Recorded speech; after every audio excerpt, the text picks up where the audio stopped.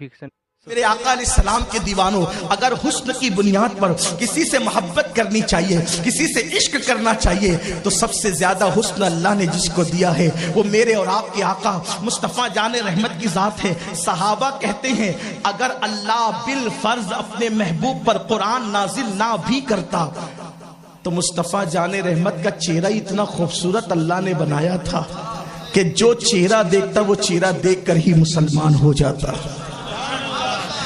بلکہ یہاں پر مجھے ایک بات یاد آتی ہے جو میں اکثر حضور کا حسن بیان کرتے ہوئے کہتا ہوں، اختصار سے کہتا ہوں اس لیے کہ میں نے بہت پہلے کہیں بیان کیا ہے، لیکن یہاں اختصار سے کہتا ہوں۔ ایک دن ام المومنین حضرت عائشہ صدیقہ نے پوچھا کہ یا رسول اللہ، آپ زیادہ خوبصورت ہیں یا حضرت یوسف زیادہ خوبصورت تھے؟ غور کریں آپ، سوال کرنے والی ہماری اماں جان پر بھی اللہ رحمتوں کا نزول فرمائے۔ کیا سوال کیا؟ آپ زیادہ خوبصورت ہیں یا حضرت یوسف؟ جواب کیا تھا؟ کیا تھا جواب؟ سیدھا سا جواب تھا، میں زیادہ خوبصورت ہوں۔ لیکن حضور کی ایک خاص بات ہے، حضور نے اپنی زندگی میں نہیں کہا، اس لیے کہ حضور علیہ السلام کو میں کہنا پسند نہیں تھا۔ اور یاد رکھنا، جب تک انسان کے اندر میں ہے اس وقت تک انسان چاہے تہجد پڑھے، چاہے قرآن پڑھے، چاہے روزے رکھے، اللہ تک پہنچ نہیں سکتا۔ جب تک انسان اپنی میں کو ختم نہ کرے اس وقت تک کہ وہ اللہ تک نہیں پہنچ سکتا۔ جس دن میں ختم ہو جائے اس دن ایک سجدہ بھی اللہ تک پہنچانے کے لیے کافی ہو جاتا ہے۔ شیطان کس سے مارا گیا؟ میں سے مارا گیا۔ اس نے کہا نا انا خیر من، میں اس سے بہتر ہوں۔ اس کی میں نے اس کو تباہ کیا، اس کی میں نے۔ اسی لیے اسی کہنے والے نے بہت اچھی بات کہی،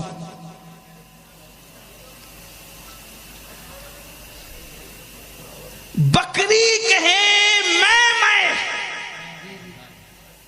تو چھری کے نیچے آئے، بکری کہے میں آواز اس کی کیا ہے نا، میں کہتی ہے نا، بکری کہے میں تو چھری کے نیچے آئے، مینا کہے میں نہ تو سب کے من کو بھائے۔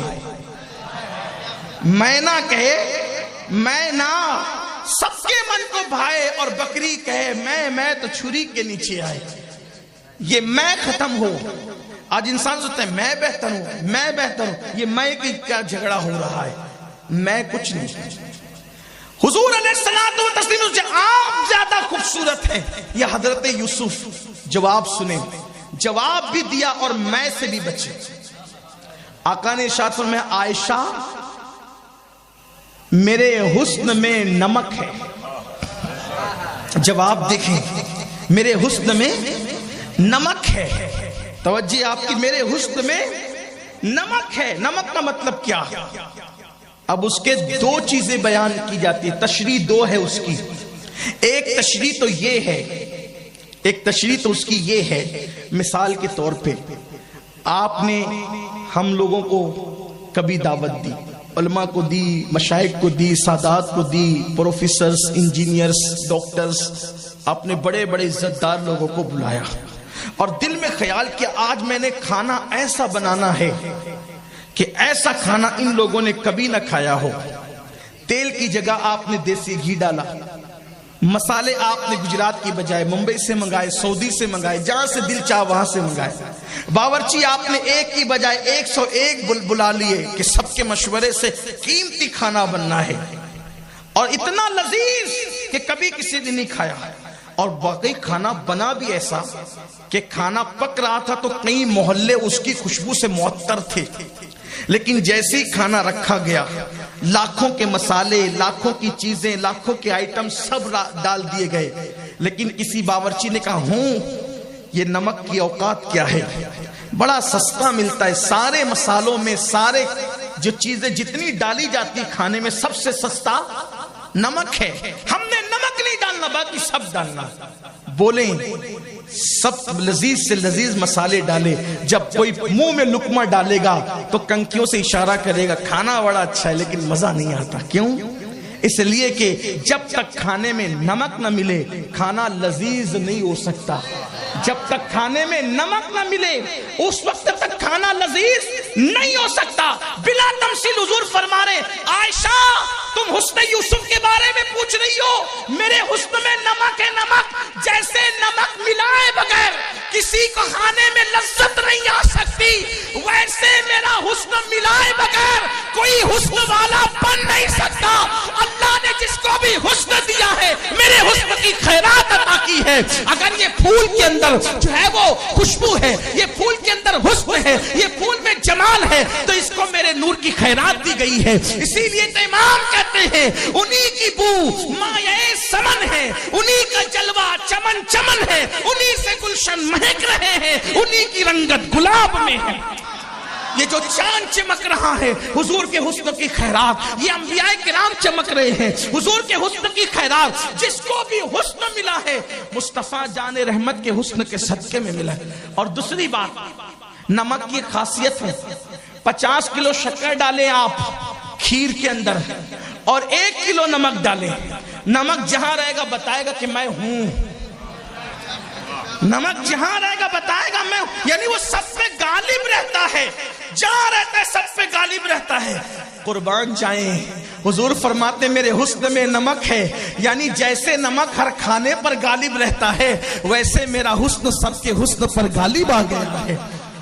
اسی لیے کہ آسماں گر تیرے تلووں کا نظارہ کرتا, آسماں گر تیرے تلووں کا نظارہ کرتا, روز ایک چاند تصدق میں اتارا کرتا, چھپ گیا چاند نہ آئی تیرے دیدار کتاب, سامنے گر کبھی ہوتا بھی تو سجدہ کرتا.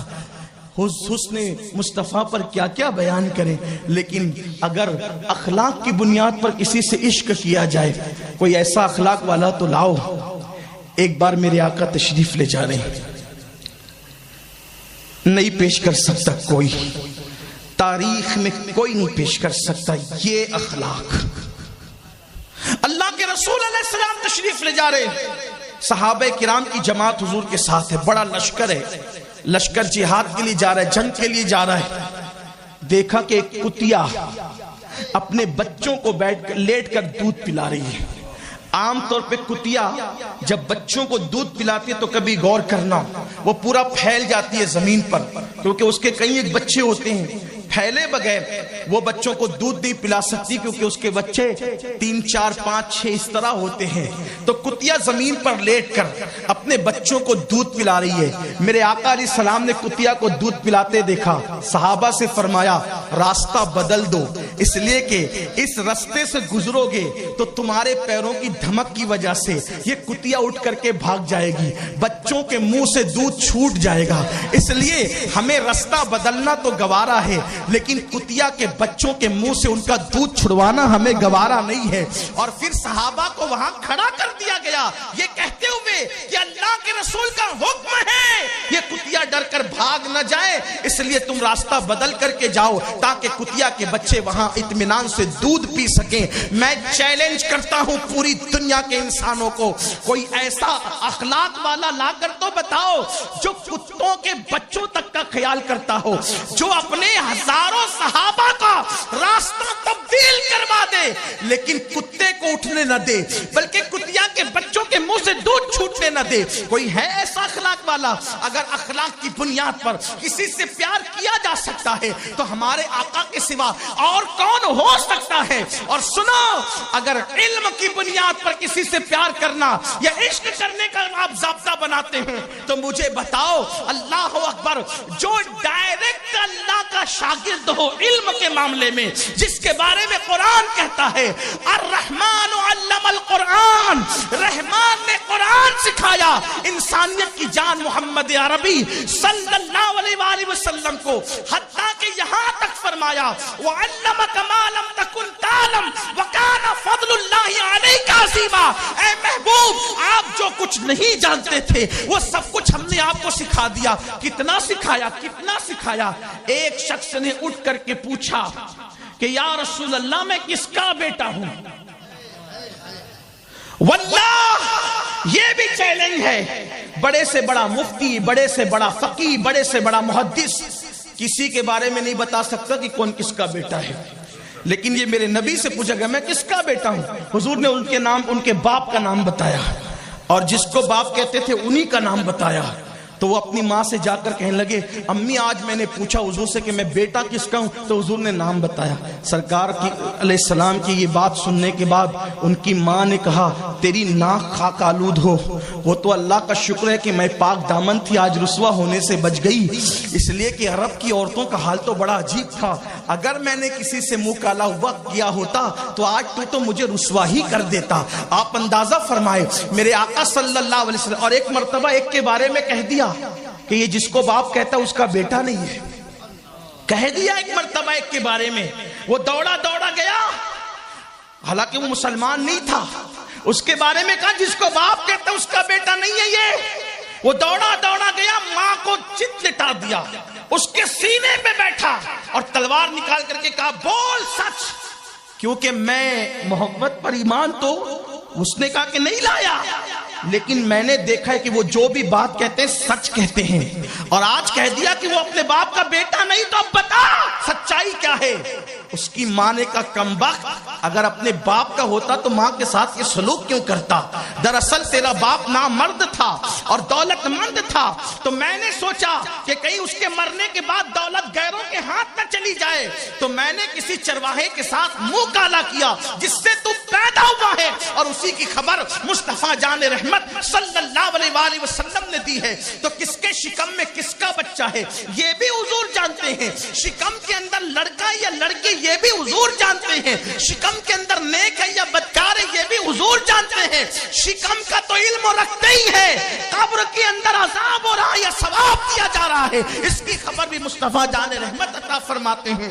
اللہ اکبر۔ تو علم کی بنیاد پر اگر کسی سے عشق کیا جائے، ان سے بڑا عالم کون، ان سے بڑا خلق عظیم والا کون، ان سے بڑا حسن والا کون، اور اگر بات اقتدار کی ہے، اقتدار کی، کوئی ایک گھر کا حاکم، کوئی ایک شہر کا حاکم، کوئی ایک ملک کا حاکم، مصطفیٰ جان رحمت فرماتے ہیں میرے دو وزیر ہیں زمین پر اور میرے دو وزیر آسمانوں پر، جو وزیر زمین پر ہے وہ ایک ابو بکر ہے اور ایک عمر ہے، اور جو آسمانوں پر وزیر ہے ایک جبریل اور ایک میکائیل ہے۔ آپ مجھے بتائیں، حضور بتا رہے کیونکہ بادشاہ کی سلطنت جہاں تک ہوتی ہے اس کے وزیر وہاں کام کرتے ہیں، تو زمین پر تو حضور کی سلطنت ہے، اس لیے ابو بکر عمر ان کے وزیر ہوئے، اور حضور کی سلطنت آسمانوں پر بھی ہے، اس لیے اللہ اکبر جبریل اور میکائیل ان کے وزیر ہوئے، تو حضور کی سلطنت صرف زمین پر نہیں بلکہ آسمانوں پر بھی ہے۔ تو اگر اقتدار کی بنیاد پر کسی سے پیار کرنا چاہیے یا پیار کیا جا سکتا ہے تو میرے آقا علیہ الصلوۃ والتسلیم کی ذات یہ بہت زیادہ مستحق ہے کہ ان سے پیار کیا جائے۔ اگر مالداری کی وجہ سے کسی سے پیار کیا جائے کہ مالداروں سے پیار کرو تو اللہ اکبر، ان سے بڑا مالدار کون ہوگا کہ پیٹ پر پتھر باندھتے ہیں اور پوری کائنات ان کے دسترخوان سے کھاتی ہے۔ آسماں خان، زمیں خان، زمانہ مہمان، صاحب خانہ، لقب کس کا ہے تیرا، بلکہ اللہ اکبر میرے آقا صرف دنیا کی زمین کے ٹکڑے کے مالک نہیں ہے، اللہ نے تو انہیں جنت کا بھی مالک بنایا ہے۔ اتنے مالدار تھے کہ اگر کوئی فقیر بھیک مانگنے آتا تو جنگل بھر کے بکریاں بھی دے دیتے تھے۔ ایک دیہاتی آیا اور آنے کے بعد کہا اے محمد عربی صلی اللہ علیہ وآلہ وسلم، آپ سب کو عطا کرتے ہیں، ذرا مجھے بھی دیجئے۔ تو آقا نے فرمایا یہ دو پہاڑوں کے بیچ میں جو جنگل بھر کے بکریاں ہیں، کیا یہ سب بکریاں میں تجھے عطا کرتا ہوں؟ جب وہ بکریاں ہانک کر لے گیا تو اس نے کہا لوگو محمد عربی کا کلمہ پڑھ کے مسلمان ہو جاؤ، کیونکہ جو مسلمان ہو جاتا ہے وہ اس کو مالا مال فرما دیتے ہیں۔ اللہ اکبر۔ آقا فرماتے ہیں اگر میں چاہوں تو یہ دونوں پہاڑ میرے ساتھ سونے اور چاندی کے بن کر کے ساتھ چلے۔ اللہ، اگر مال کی بنیاد پر کوئی محبت کرنا چاہے تو محبت کا حال یہ، اور اگر نسب کی بنیاد پر کسی سے محبت اور عشق کیا جائے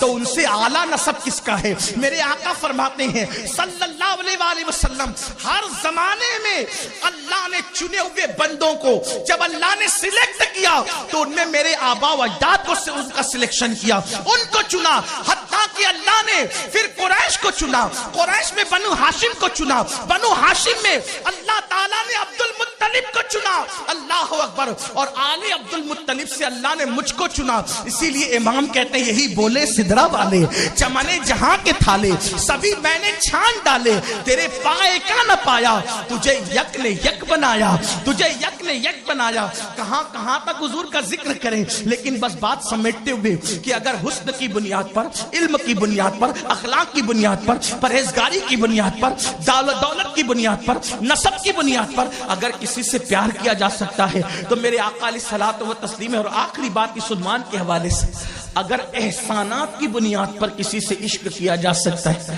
تو ان سے زیادہ احسانات کس پر ہو سکتے ہیں؟ پیدا ہوئے ان کے صدقے، دنیا میں آئے ان کے صدقے، نعمتیں ملی ان کے صدقے، ایمان ملا ان کے صدقے، قرآن ملا ان کے صدقے، قبر میں نجات ملے گی ان کے صدقے، میدان محشر میں نجات ملے گی ان کے صدقے، اور مومنین جنت میں جائیں گے ان کی شفاعت کے صدقے جنت میں جائیں گے۔ بال بال پر ان کا احسان۔ ایک ماں اپنے بچے پر جتنا احسان نہیں کر سکتی، اس سے زیادہ احسانات مصطفیٰ جان رحمت کے ہیں۔ ماں اولاد سے کتنا ہی پیار کر لے، لیکن ماں پوری رات اولاد کے لیے کبھی دعا نہیں کرتی، مگر قربان جائیں ام المومنین حضرت عائشہ صدیقہ فرماتی ہے کہ حضور علیہ السلام اپنی امت کے لیے پوری رات دعا کیا کرتے تھے، حتیٰ کہ پیروں پہ ورم آ جاتے، مجھے ایسا لگتا کہ کئی پیر پھٹ کے خون نہ نکلنے لگے، تو میں کہتی یا رسول اللہ بس بھی کیجئے، آپ کا رب آپ کی امت کو بخش دے گا۔ تو آقا فرماتے عائشہ کیا میں اپنے اللہ کا شکر گزار بندہ نہ بنوں؟ جس اینگل سے دیکھو حضور مستحق ہیں، حقدار ہیں، استحقاق ہے حضور کا ہم پر، حق ہے کہ ہم حضور سے عشق کریں۔